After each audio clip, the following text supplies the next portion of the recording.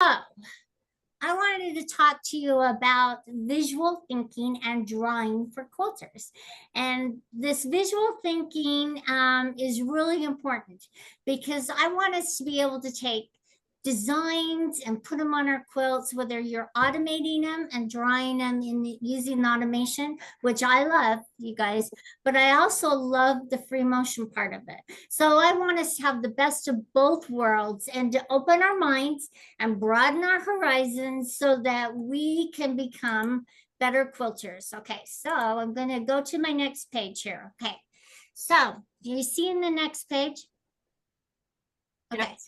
Visual thinking is not a skill just for a lucky few. Everybody is born with the ability to think in pictures. And I want us to remember that. But only a few people nurture and develop this ability as they grow older. It's the same story with drawing. Everybody can draw. But the chances are you became discouraged as a child or as a quilter and neglected this skill. Sight is far and away the most important way we learn about the world around us.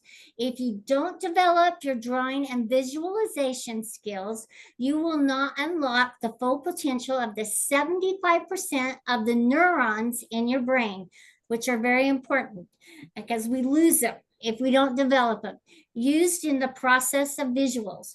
So, this is my word of advice. I encourage you to use your imagination, creativity, and style, your own style, to inspire others with your quilting by developing your visual and drawing skills. So that's what we're going to jump in today is how to visualize and how to develop our drawing skills so we become better quilters. So what happens when you draw? I should get rid of that. Okay. You order your thoughts. So you help to organize what you're trying to do. And that really does help as we are drawing out our designs. Okay. Or doodling. Okay. Patterns and links or connections become clear. Different perspectives open our mind, and then it simplifies and helps us edit. And this is so true.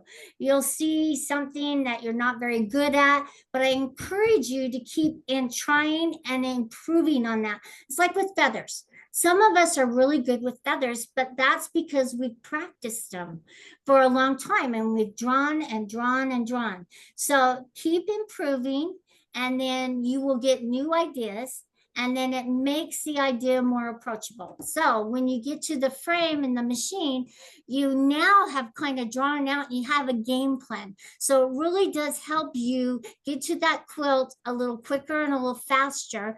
And it really kind of eliminates some of the anxieties that you get every time we go to quilt. I get new anxieties and it's like, oh my gosh. And they well up inside. I don't care how many quilts you've done, it's the same thing over and over. So by having that game plan and drawing it out, it really does help us conceptualize and learn the designs.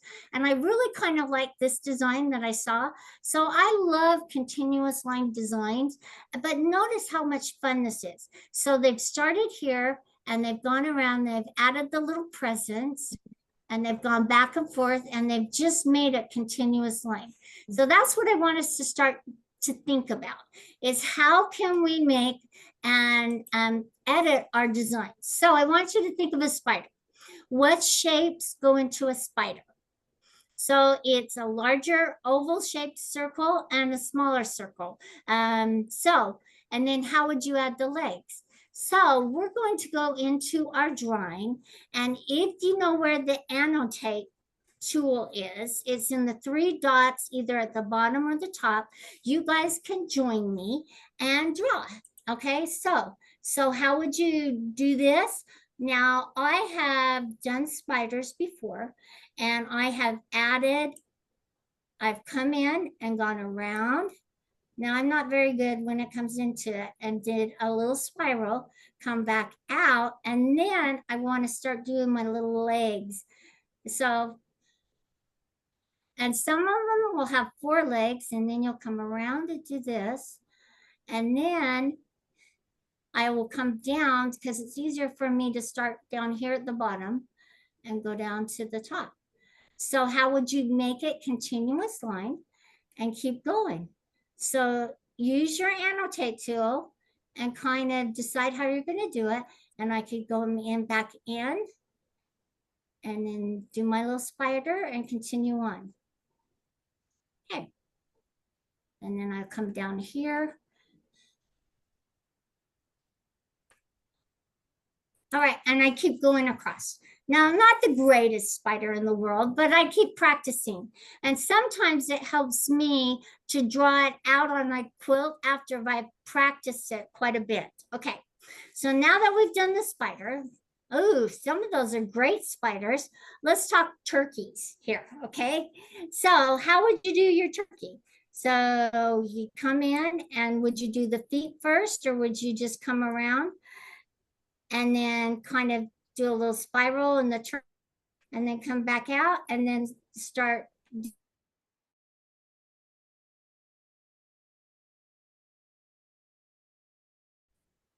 the little gobbler down here and come around. So break it, okay? Now I want you about triangle. I probably should have more in the triangle. It was just to help give you, I see, look at this little turkey right here, you guys. Yes. And this is what I do. I practice it over and over and over again, drawing over my drawing.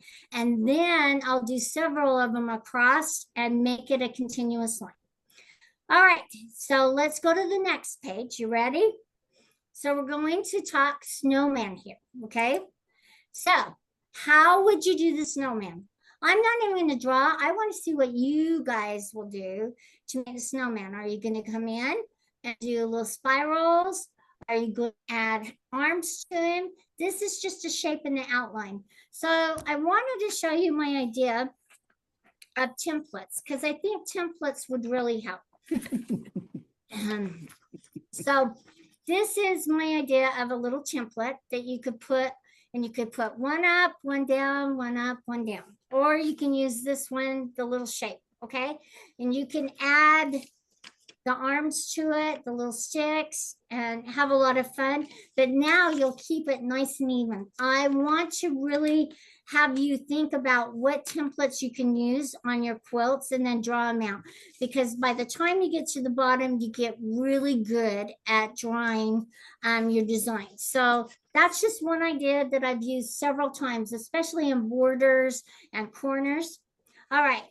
Another idea that I have, so with your snowman, is breaking a block off up into sections. So yeah, so if you break it up into sections on this next page, and let's talk leaves here.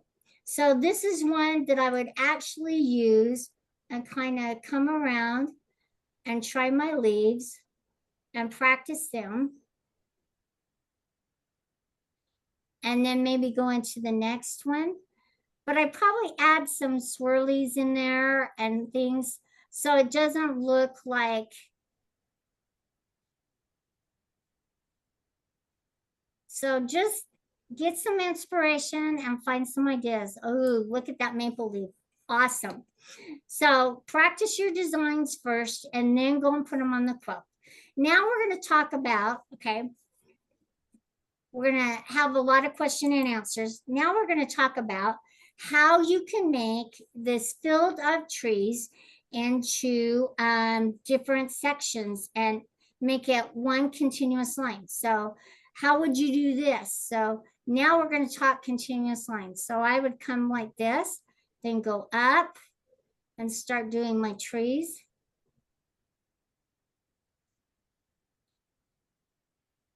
And then I would come down and go up and down. So it looks like it's little snow filled. And you can start on this side.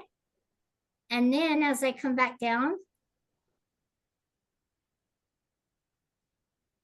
Now I'm going to come down and up, and then I'm going to start on this side and do the same thing. So that's how I connect them. Okay. And then I want you to look at how you would connect it and how you'd make it a continuous line. Then on this next one is I've done them up and down, up and down. So this is kind of fun. So I just kind of go up and down, up and down, up and down. Okay, so that gives me an idea of what I can do. And now that I have some registration marks, now I can just kind of follow it and then do my tree. And now they're not on the same plane.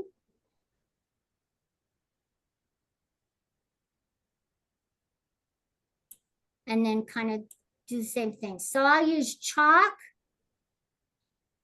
to help me with my outlines, you guys. And then you can make these Christmas trees if you wanted to. You could make this a scene. Okay, it's hard to do it, but nice job. You guys are really good at drawing. So this will give you some ideas of how you can stagger and make them a lot of more interesting. I don't think it's as interesting on some designs to keep them all on the same plane. I think it's a lot more interesting when you're looking at the quilt to kind of have them staggered different areas. So I want you to think about perspective too. So you could have trees smaller and the trees that are closer to you are larger. So think about scale and density as well. Okay, so we're going to go to the next page and I'm going to throw you a little loop in here, okay? So when you're thinking about it, and then let's have you get rid of your annotate. I wanted you to look at this little koala. And somebody had done this little koala as a continuous line design. And I didn't put all the detail in there. So you don't need, for a snowman, you don't need every single detail in there. You can eliminate the eyes, or you could add them in, and the nose can kind of look like a beak. So if you're not careful, but you get the gist that it is a snowman. Sometimes it's more important to have less. Less is really more when it comes to a design. So see how they've eliminated some of it and they've made the tummy part of it, and they've added a little loop in here, coming in here, and the little loops are the claws. So that's how they created the interest with the little loops as you're going around. And I like how they came down here. I don't even know if this is the picture that they were designing it, but it looked good.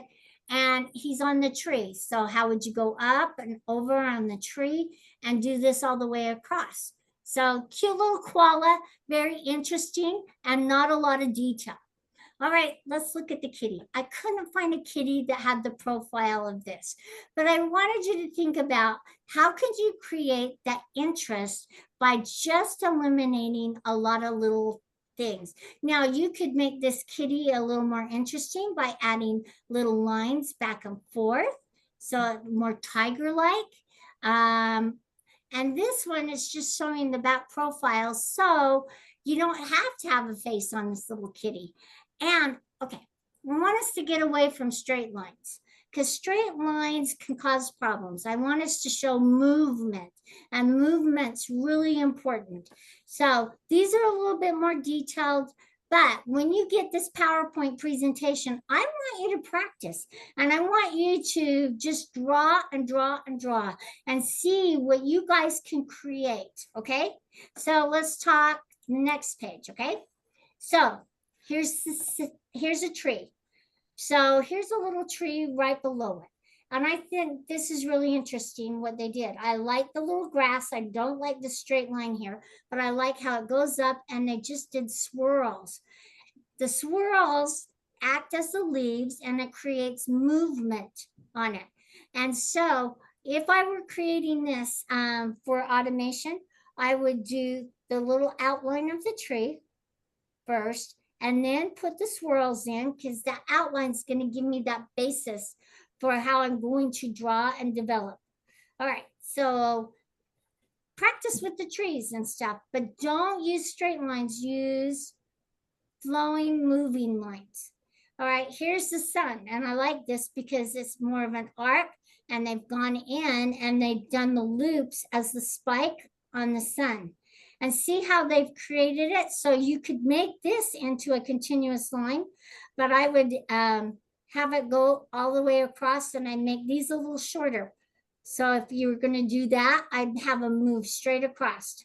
Okay, so here's a couple of designs, or 3 designs that I actually put in the automation. So this all moved, so it's asking you how you would create these designs right here. So I've got to get out of here so I can get this. I don't know what happened here. There, that moved over. Okay, so all I was asking is how you would make this. This is already a continuous line design, and it turns out really cute. So you're coming across in, so you're just moving across, coming in and out, and you're just going to make the trees. Make them your own trees. They don't have to be that way to make them be the same, but do you?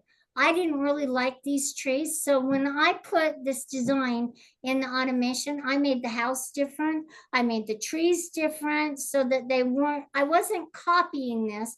I just received inspiration from it. And I didn't even add this section to it. I had it stop right here, and it turned out really cute. And then for this little angel, and I turned this one into a border and a corner, and she turned out really cute. So what I did is I started like this. I used my arc on it, and I came in the middle. And then I went up and around like this, and I did the wing. I came up and did the head a little better than that. And then I did the other wing. But I brought them all the way in, and then I came down, and then I added another little arc. And so going all the way across, they're connected and they're side by side. But okay, when you're doing continuous line designs, this is really important. If I had it stop short right here where my wing ends, they would probably overlap. So you need to stretch out your start and stop points just a little bit more as you're creating a continuous line design, because you don't want them to overlap. You want your spacing to be as consistent and as even as possible. All right, here's another challenge for you. How are you going to make the elephant continuous? I didn't even add this little tusk to him. I just eliminated that, and I came in and came around. So what I did to make this continuous, I started out here and I did up, down, up, down, up, down, okay? And I stopped right here, okay? And then I came around and did my little elephant. And he turned out really cute. Now, I didn't do this little loop right here. I didn't think you needed it.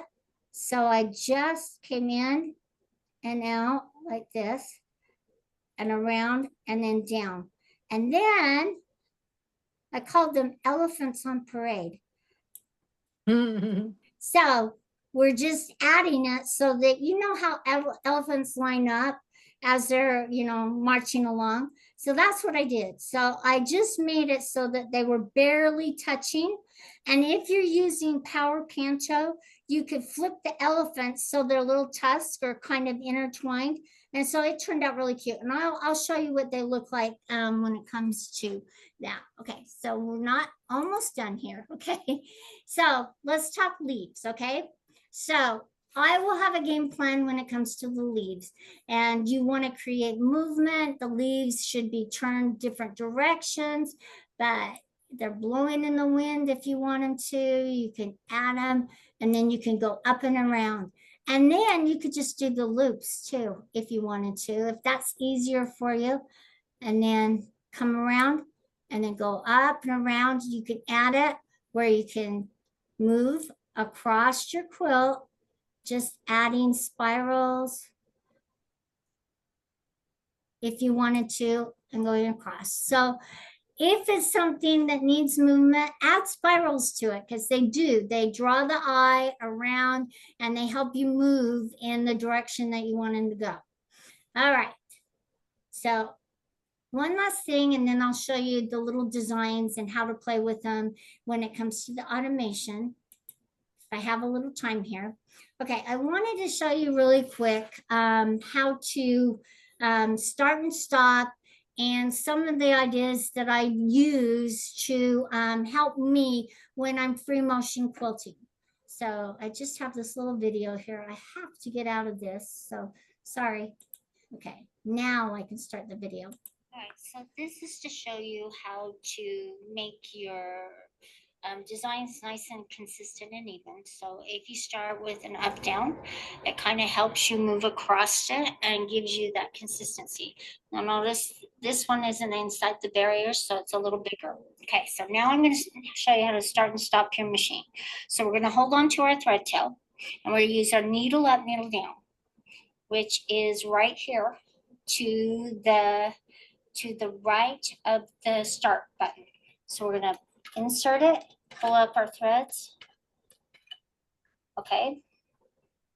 And now that we've pulled it up, now what we can do is jog our needle down and we can stabilize our stitch.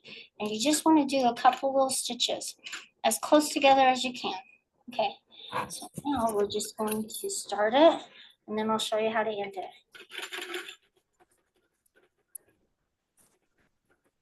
This is my little leaves. Okay, so now I'm going to go up and do my little swirlies, and then I'm just going to kind of practice my leaves. Okay, now I'm going to do some more. So following all around. Up here, do another one.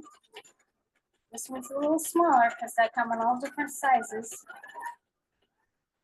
Okay, so now that I'm coming down here, I'm just going to do a little swirly. Okay, so now I'm going to show you how to stop.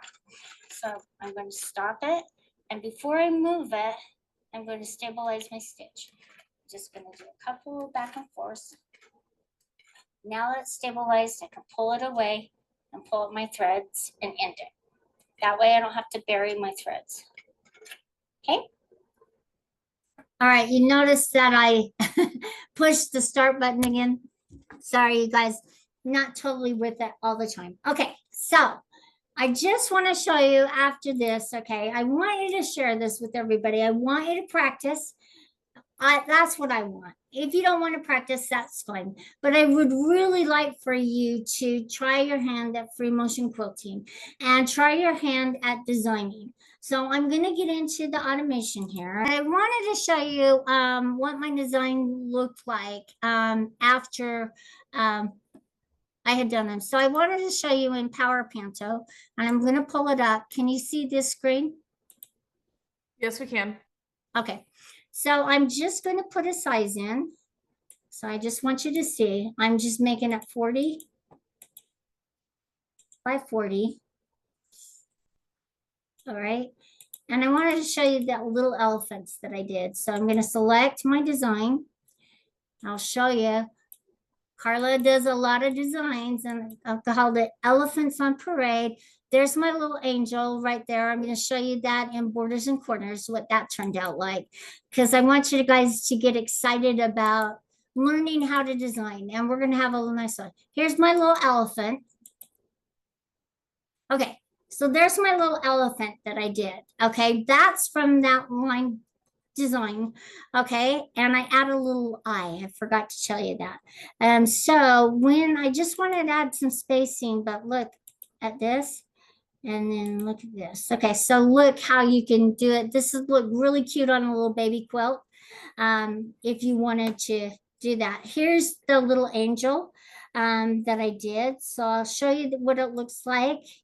And sorry, show you what the angel looks like so that you can see that. And then I'll show you the little house. I forgot what I named the little house, but anyway. Here's what the angel looks like. And you can stagger that, but it looks better as a border and corner. Okay. And so that's what I want to show you. So I'm going to get out of this. We'll go to the home and then we'll go into here in the gold feature, borders and corners. I'm going to pull it up in there. And this is what I wanted to show you, what my little angel looked like. So I'm going to go in and get my pattern, select my corner first, my little angels.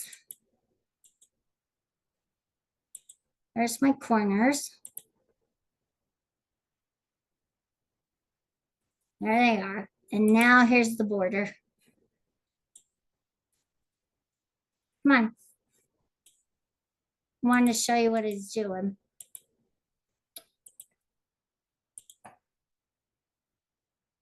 There you go.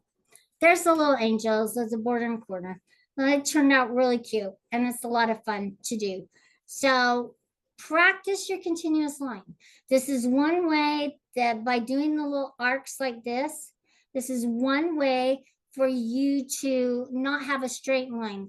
I don't like straight lines in borders. Now you could add a little something interesting right here in the points if you wanted to. As you're designing this, you could do a little bell, you could do something fun like that. But you know, make it you. Don't copy everything that's out there. I want you guys to create some interest and have fun designing. And I really, you have the power within you to create and design. And if you don't think you're artistic, you're fooling yourself. I want really try it. All right, so now we'll get out of this, and I really just want you to share and like and tell everybody about it, because it's not just for automated quilters. Quilters Playground is for everybody and anybody who wants to just improve their quilting skills, and that's what we're here for. So let's open it up for question and answer. I hope there's lots of questions. Karla, before you go away, will you show pattern CAD? There was a lot of questions about how you would do that through QCT. Okay, so I did pattern CAD, so I'm pulling it up in here. This is pattern CAD, okay? And so what I did is I just took right here at the top, you guys, there's a background. I'm changing the background to load an image, okay? So I loaded the image, and let me show you what this looks like. Come on, trying to pull it over, you guys, and it won't let me. All right, so I'll just load an image, and I'm going to just do the one of the angel. I'm going to open it up. There's my angel, okay? So I just increased the size, and I just decided how to do that. That's why I want you to look at designs and how would you make it continuous, okay? So I don't use straight lines unless I'm making stars or straight lines, okay? Over to the right of the screen, you see all of these little tools, okay? There's draw and edit. I use splines and I used arcs. So I started with an arc and I went from like this point here to this point here. And then I tapped on my space bar and I kind of did that, okay? So that was my center point. So now I could draw and use my spline. Okay, so I'm using my space bar again, and you'll notice that I have little square boxes. These are called handles. These handles are what you can do to pull the line around, okay? And you can move them up and down and pull the line. And then I'll just keep drawing. And notice I have the continuous checked, so I could just tap on it right here, tap on the toolbar, and just edit my line right here. And then I'm just going to go across, do my little loops, make them nice and even. And what I actually did is I copied this wing and flipped it and put it right here. And then I went up and around and finished it. So that's how I did that, okay? So get into pattern CAD, those of you that have the automation, and start playing with it. Because that's all it takes is just manipulating the lines and kind of learning how to move them. So you notice that they're blue, okay? So I can unselect and edit them by just pulling my little box over and I'm unselecting them. So there's a couple of ways that you can do it. Now over here, when I tap on the select, you'll see select all or unselect. And then I can edit and do one at a time. Now I've been doing this a long time, so I'm pretty fast, but just get in there and start playing with it, okay? But you have to hit edit and draw. Okay, I'll get out of this and we'll answer some questions. Okay. No, with the pattern cat, Karla, it's in Plus and Pro. No, it's Just only Pro. in the Pro. Okay, I couldn't remember. So you need to upgrade to the Pro if you don't have it. So yes, you need to have Pro for that. Let's see what other questions. A lot of it was what are you designing in, which would be pattern CAD. Today we were playing in Publisher, of course, to help show you guys kind of the process and what you can start doodling and playing with to get an idea of how it works and everything, but it does get designed in pattern CAD. You could draw something out in Word or Publisher and then save it as a JPEG and put that as the background, so that at least you have the freedom of playing with it a little bit without the restriction of how it works in pattern CAD. I feel like everyone has to find their way of how it works, right, Karla? Yep. Find your groove, you guys. Okay. Let's see what other questions we got. Oh, my chat went away. Anyone else have questions you guys have for Karla before we move on to the next thing? Automation side, free motion side, what questions do you guys have about designing and turning maybe just a single block pattern into that continuous line? Like one of the questions earlier, Karla, was what was the purpose of continuing the loop into a line instead of just stopping underneath the tail of the design you were doing? I just didn't want to add it, but the loop was just to make it a little more continuous without a point. And it just, that was their way of doing it. I had mine. I didn't really like it. Now, there are times when a loop can help you get past a point, but then there are times that you just have to draw over a line. So, it doesn't hurt to go over a existing stitching line. It just, makes it a little heavier. That's And all. you guys can come off mute. Patricia, it looks like you got a question for us. I do, and I put it in the chat. Remember the elephant and the little Yes. loop under its tail? Yeah. And you made a sharp point, and you were just now talking about it. I've always heard that it's better not to make those sharp points. Is that true? Because sometimes on the patterns that I'm quilting out in my robotics, it can skip a stitch right there or get too tight. It shouldn't. Okay. So the point, it just goes up into a point and comes back down. Now with the loop, it's just going up and around. I just, that was just part of the bottom that I didn't think needed to be there. Because I thought it took away from the tail. So you do you, and it shouldn't be a problem. Now with the loops and the eyes and stuff, the smaller that it is, it's hard to tell what it's going to be. So it kind of looks like a little blob. And so if it's going to be a small little loop, I'll try to eliminate it because nobody's going to know what it is. And they'll think, oh, that's kind of a little messy stitch. I'd rather have it come into a sharp point and then come down. And I think designing that is aware of how you're going to use that design. If it's going to be a big block design or if it's going to be a little smaller design. Because if it's something that you're going to use small, those little details disappear real quick. And of course, here's our YouTube page. We love having you guys on here. We love seeing your comments, your shares, your likes. It really helps us grow and continue to do these really fun classes for you guys to help teach you everything you need.